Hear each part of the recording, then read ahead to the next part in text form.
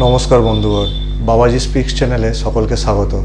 তো বন্ধুগণ, আজকে আপনাদের সাথে আলোচনা করতে চলে এসেছি মোহনবাগানের যে এসিএল অর্থাৎ এএফসি চ্যাম্পিয়ন্স লিগ 2 এর যে ম্যাচ আছে, সেই ম্যাচটা আছে 16ই সেপ্টেম্বর, অর্থাৎ আসছে মঙ্গলবার সন্ধ্যে 7:15 থেকে যুবভারতী, কলকাতায় যুবভারতীতে, অর্থাৎ মোহনবাগানের হোম গ্রাউন্ড যুবভারতী ক্রীড়াঙ্গনে 16ই সেপ্টেম্বর মঙ্গলবার সন্ধ্যে 7:15 থেকে কিন্তু এএফসি চ্যাম্পিয়ন্স লিগ 2 এর তাদের প্রথম ম্যাচ মোহনবাগানের কিন্তু আহাল এফকে তুর্কমেনিস্তানের দল আহাল এফকের সাথে প্রথম ম্যাচ ঘরের মাঠে মোহনবাগান কিন্তু খেলবে। তো এই যে চ্যাম্পিয়ন্স লিগ 2 এর প্রথম ম্যাচ আছে মোহনবাগানের, তো এই ম্যাচে মোহনবাগানের প্রথম একাদশ কীরকম হতে পারে সেই নিয়ে আলোচনা করার জন্যই কিন্তু বন্ধুগণ আজকে আপনাদের সামনে চলে এসেছি। তো বন্ধুগণ, এই ম্যাচে মোহনবাগানের যে প্রথম একাদশ সেটা কিন্তু মলিনা, যে প্রথম একাদশ মোহনবাগানের কোচ মলিনা, তিনি কিন্তু তার যে ফেভারিট ফরমেশন 4-4-2, অর্থাৎ যদি ধরে নিই মলিনা তার ফেভারিট ফরমেশন 4-4-2-এ যদি মাঠে নামে, তাহলে কিন্তু সেক্ষেত্রে মোহনবাগানের কিন্তু গোলকিপারে অটোমেটিক মানে প্রথম চয়েস অবশ্যই বিশাল কায়েত, কোনো কথা হবে না, গোলকিপারে খেলবে কিন্তু বিশাল কায়েত। এবং এই যে এশিয়ান চ্যাম্পিয়ন্স লিগ 2-এ কিন্তু কোনো টিম কিন্তু 6 জন ফরেনার একসাথে নিয়ে মাঠে নামতে পারে, প্রথম একাদশে কিন্তু 6 জন বিদেশিকে রাখতে পারে যে কোনো দলই। তো মোহনবাগানও কিন্তু যদি সেই দিকে যায়, তো মোহনবাগানও কিন্তু চাইলে 6 জন বিদেশিকে প্রথম একাদশে কিন্তু রাখতে পারে। তো বন্ধুগণ, এটা জানানো ছিল আপনাদের, কিন্তু এবার চলুন শুরু করি। যে প্রথমেই গোলকিপারে যদি 4-4-2 ফরমেশনে মলিনা খেলায় টিমটাকে, তার ফেভারিট ফরমেশন, তো সেক্ষেত্রে মোহনবাগানের গোলকিপার বিশাল কায়েত থাকবে। আর ডিফেন্সে তাহলে কিন্তু, কারণ বিদেশি খেলানোর অপশান এখানে 6টা প্রথম একাদশে, তো সেক্ষেত্রে মলিনা কিন্তু ডিফেন্সে 2টো বিদেশিকেই নামিয়ে দিতে পারে, অ্যালবার্টো রড্রিগেজ এবং টম অলড্রেড, দুজনকে কিন্তু মেন ডিফেন্সে খেলাতে পারে মলিনা। আর রাইট ব্যাকে অবশ্যই কিন্তু খেলবে মোহনবাগানের এবছরের নতুন সাইনিং মেহতাব সিং, তিনি কিন্তু সেন্ট্রাল ব্যাক হিসেবেও খেলতে পারে এবং রাইট ব্যাক হিসেবেও খেলতে পারে। তো মেহতাব সিং কিন্তু অবশ্যই রাইট ব্যাকে খেলবে, কারণ আশিস রায়ের পারফরমেন্স, মানে তিনি কোন ম্যাচে ভালো খেলবে কোন ম্যাচে খারাপ, সেটা কিন্তু আশিস রায়ের কিন্তু ঠিক নেই কোনো।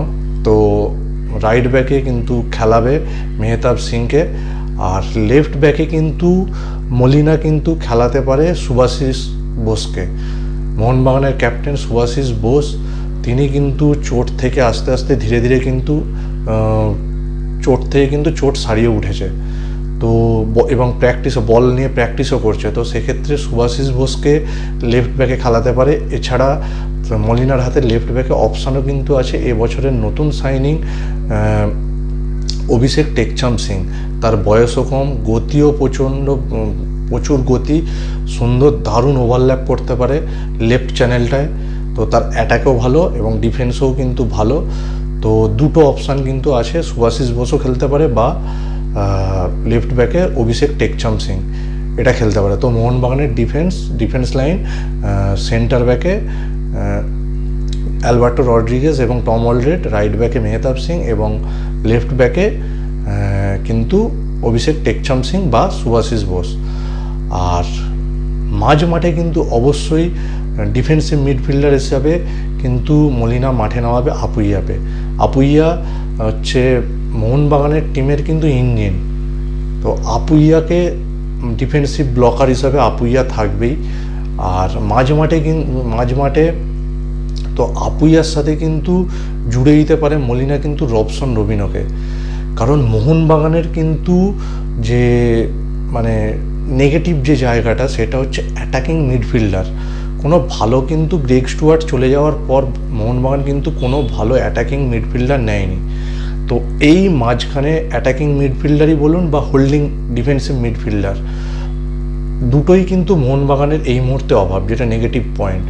তো এটা মোহনবাগান কিন্তু এটার জন্য কিন্তু মোহনবাগানের প্রবলেম হতে পারে। তো সেক্ষেত্রে মাঝ মাঠে আপুইয়ার সাথে কিন্তু রবসন রবিনো তিনি কিন্তু খেলতে পারে মাঝ মাঠে।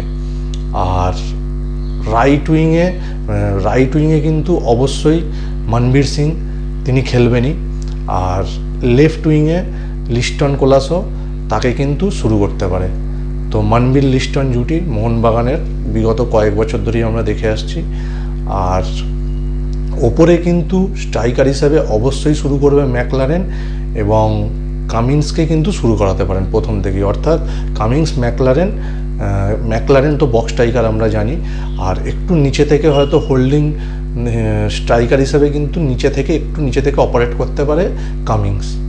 তো এইটা কিন্তু মলিনার প্রথম একাদশ হতে পারে, এবং এখানে আমরা 5টা বিদেশি মোহনবাগানের দেখতে পারি প্রথম একাদশে। এরপর চেঞ্জে হয়তো দিমিত্রি পেত্রাতোস কিন্তু চেঞ্জ হিসাবে আসতে পারে।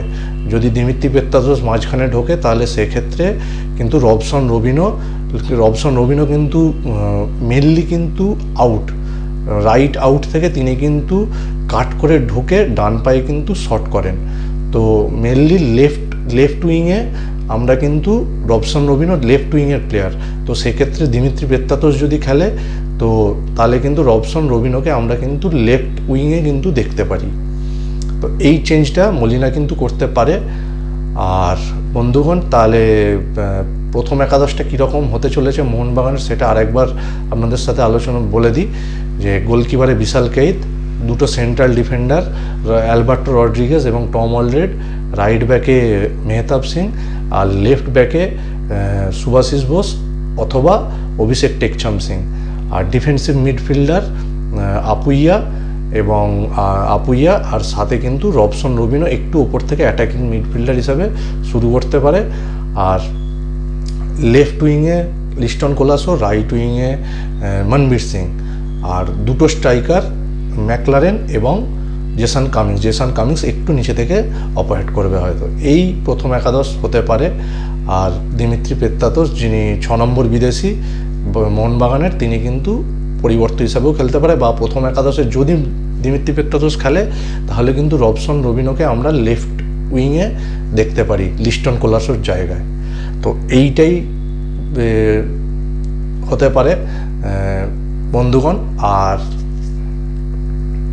তো আপনারাও অবশ্যই বন্ধুগণ কমেন্ট বক্সে কিন্তু জানাবেন যে মোহনবাগান কেমন যে প্রথম একাদশ আহালেপকের সাথে প্রথম ACL 2 এর প্রথম ম্যাচে নামাতে পারে, সেটা কমেন্ট বক্সে অবশ্যই জানাবেন।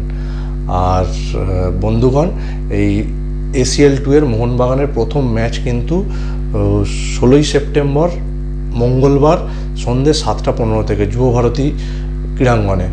তো অবশ্যই এই খেলাটা কিন্তু এখনও কোন চ্যানেল সম্প্রচার করবে সেটা কিন্তু টিভিতে ঠিক হয়নি। ফ্যানকোড অ্যাপে হয়তো দেখাবে খেলাটা। আমি চাইবো মোহনবাগান সমর্থকরা মাঠে গিয়ে মোহনবাগানকে সমর্থন করুন, কারণ আমরা ভারতকে রিপ্রেজেন্ট করছি। AFCতে আমরা কিন্তু দেশকে রিপ্রেজেন্ট করছি। তো আপনারা মোহনবাগান সমর্থকরা অবশ্যই মাঠে গিয়ে মাঠ ভরান, এটাই চাইবো। আর বন্ধুগণ, অবশ্যই কিন্তু কমেন্ট করে জানাবেন মোহনবাগানের প্রথম একাদশ কেমন হতে চলেছে প্রথম ম্যাচে। ধন্যবাদ বন্ধুগণ, ভিডিওটা ভালো লাগলে অবশ্যই চ্যানেলটা সাবস্ক্রাইব করে দেবেন। ধন্যবাদ, ভালো থাকবেন।